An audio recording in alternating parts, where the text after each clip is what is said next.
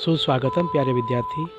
आज हम पढ़ेंगे 12वीं कक्षा के साहित्य सुधा किताब से बाल कृष्ण भट्ट के द्वारा लिखित गद्य आत्मनिर्भरता।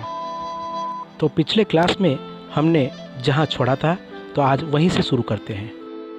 यूरोप के देशों की जो इतनी उन्नति है तथा अमेरिका, जापान आदि जो इस समय मनुष्य जाति के सरताज हो रहे हैं, इसका यही कारण है कि उन देशों में लोग अपने भरोसे पर रहना या कोई काम करना अच्छी तरह जानते हैं। उदाहरण स्वरूप इन देशों में बच्चा जब 18 साल का हो जाता है तो वो कमाने लायक हो जाता है।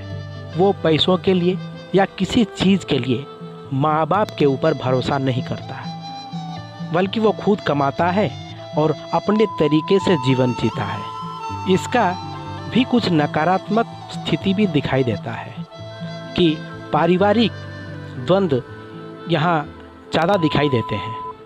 चलिए हम इस बात को नज़रअंदाज करते हैं, लेकिन यहाँ का यही ट्रेंड है कि अगर बच्चा 18 साल का हो जाए तो वो अपने आप कमाने लायक हो जाता है या कमाने लगता है। लेकिन यहाँ पूरा उसका उल्टा होता है। यहाँ कोई युवक अगर अपना पढ़ाई ख़त्म करता है तो भी वो अपने भरोसे पर नहीं जीता, क्योंकि वो दूसरों पर ही भरोसा करता है। छोटी छोटी चीज़ों के लिए वो माँ बाप पर या फिर रिश्तेदारों पर भरोसा करता है और घर बैठे मुफ्त की रोटी तोड़ता है। ये यहाँ का ट्रेंड है, या तो फिर यही से कहा जा सकता है कि हिंदुस्तान का दुर्भाग्य है कि ये आत्मनिर्भर नहीं हो पाते हैं।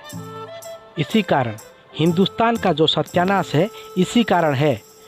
यही कारण है कि यहाँ के लोग अपने भरोसे पर रहना भूल ही गए हैं। इसी से सेवकाई करना यहाँ के लोगों से जैसी खूबसूरती के साथ बन पड़ता है, वैसा स्वामित्व नहीं। मतलब यहाँ के लोग दूसरे देशों की गुलामी करते करते गुलाम बन गए हैं और यहाँ के लोगों को यही अच्छा लगता है, दूसरों की गुलामी करना। अपने भरोसे पर रहना जब हमारा गुण नहीं, तब क्यों कर संभव है कि हमारे में प्रभुत्व शक्ति को अवकाश मिले। हमारे देश के लोग ज़्यादातर दूसरों के कंधे पर बंदूक रखकर चलाना ज़्यादा पसंद करते हैं। यहाँ के लोग जब अपने भरोसे का काम नहीं कर पाते हैं तो ये ढोंग का सहारा लेते हैं। तो नीरी किस्मत और भाग्य पर वे ही लोग रहते हैं जो आलसी हैं। यहाँ नीरी किस्मत का मतलब है खोखली किस्मत। तो खोखली किस्मत और भाग्य पर वही लोग रहते हैं जो आलसी हैं। किसी ने अच्छा कहा है, देव देव आलसी पुकारा। ये लोग तो भगवान को भी नहीं छोड़ते हैं। ये लोग भगवान से भी मांग बैठते हैं और भगवान भरोसे जीना चाहते हैं। अपने तकदीर की लकीरों को लेकर ये समझते हैं हमारे तकदीर में यही लिखा है। किसी ने खुद कहा है, यकीन न कर हाथ के लकीरों पर, यकीन न कर हाथ के लकीरों पर, क्योंकि ये धोखे होते हैं। और तकदीर उनकी भी होती है, तकदीर उनकी भी होती है जिनके हाथ नहीं होते हैं। हाथ की लकीरों पर कभी किस्मत नहीं बनती है। किस्मत बनती है अपने कर्मों पर और अपने आत्मविश्वास पर। आज इन हाथ की लकीरों पर विश्वास करने वालों की वजह से समाज पीछे जा रहा है।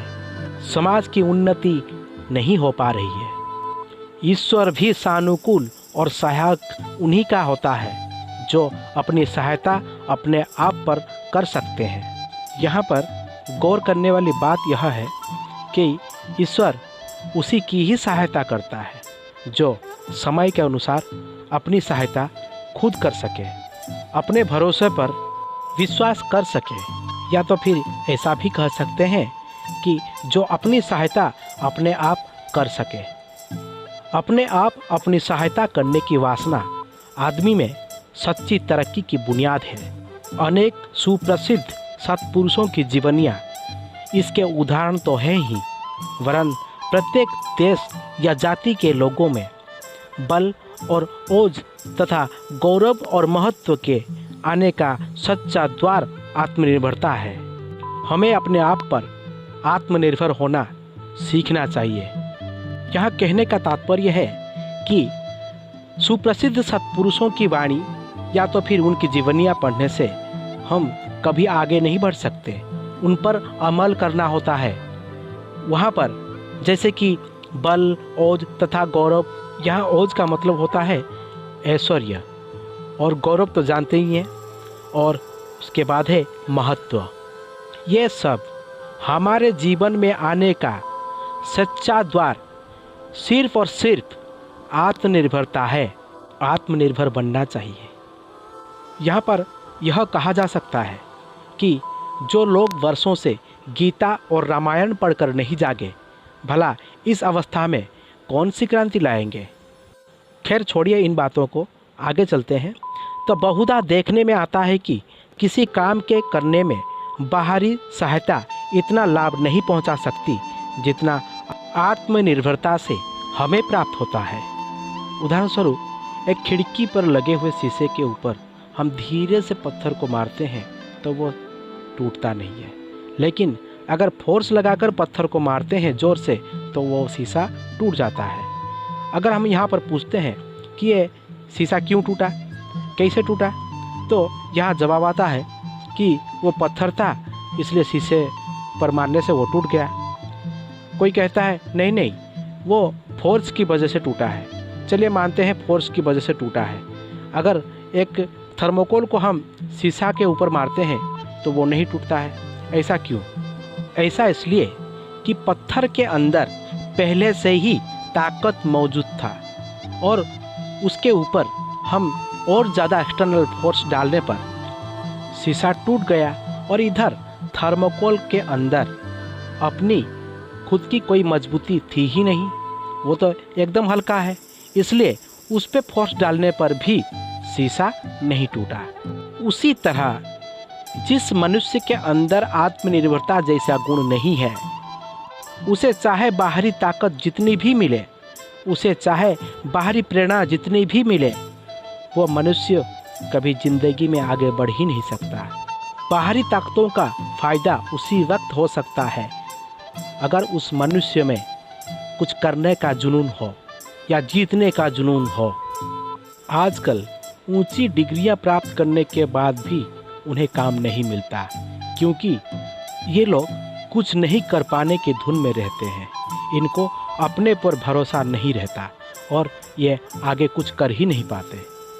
ये इसके लिए दूसरों को जिम्मेदार ठहराते हैं। समाज के बंधन में भी देखिए तो बहुत तरह के संशोधन सरकारी कानूनों के द्वारा वैसे नहीं हो सकते, जैसे समाज के एक एक मनुष्य के अलग अलग अपने संशोधन अपने आप करने से हो सकते हैं। जब तक आप अपने अंदर अनुशासन या डिसिप्लिन नहीं लाएंगे, वो बंधन, वो कानून, वो नियम, लॉ एंड ऑर्डर सब कुछ बेकार है। एक बात तो ध्यान देने वाली बात है कि सरकारी कानून या नियमों के माध्यम से समाज में कभी बदलाव नहीं लाया जा सकता जब तक लोगों के अंदर समाज को सुधारने और खुद को सुधारने की इच्छा ना जागे। अब इस कोरोना वायरस मतलब कोविड-19 में लॉकडाउन को ही देख लीजिए। सरकारें नियम बनाते गए और ये मनुष्य, ये लोग जो हैं इसे तोड़ते गए। यहाँ पर हर समाज, हर जाति, हर वर्ग, अगर हर मनुष्य अगर अलग अलग अपने संशोधन पर ध्यान दे, इसमें अपनी भी प्रगति होगी, समाज की भी प्रगति होगी और देश की भी प्रगति होगी। तो कड़े से कड़े नियम आलसी समाज को परिश्रमी, अतिव्ययी को परिमित व्ययशील, शराबी को संयमी, क्रोधी को शांत या सहनशील, क्रूर को उदार, लोभ को संतोषी, मूर्ख को विद्वान और दर्पांत को नम्र, दुराचारी को सदाचारी, कदर्य को उन्नत मन्ना, दरिद्र भिखारी को धनाढ्य, भीरू डरपोक को वीर धुरीण, झूठे गपोड़ियों को सच्चा, चोर को सहनशील और व्यभिचारी को एक पत्नी व्रताधारी इत्यादि नहीं बना सकता, किंतु ये सब बातें हम अपने ही प्रयत्न और चेष्टा से अपने में ला सकते हैं। इसका मतलब यह है, समाज में कड़े से कड़े नियम लागू होने पर भी इन सब में से किसी को भी बदला नहीं जा सकता, किंतु ये सब बातें हम अपने ही प्रयत्न और चेष्टा से अपने में ला सकते हैं, अगर हम में आत्मनिर्भरता जैसे गुण विद्यमान हो तो प्यारे विद्यार्थी, आज हम इस विषय को यही रखते हैं। अगले क्लास में आगे हम पढ़ेंगे। तब तक के लिए इजाज़त दीजिए। धन्यवाद। घर पर रहिए, सुरक्षित रहिए।